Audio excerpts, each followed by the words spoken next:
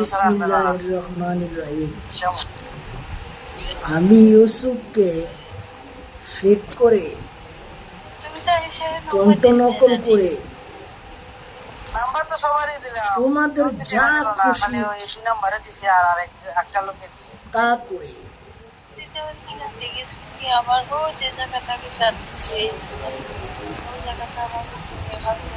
দেখাতে পারো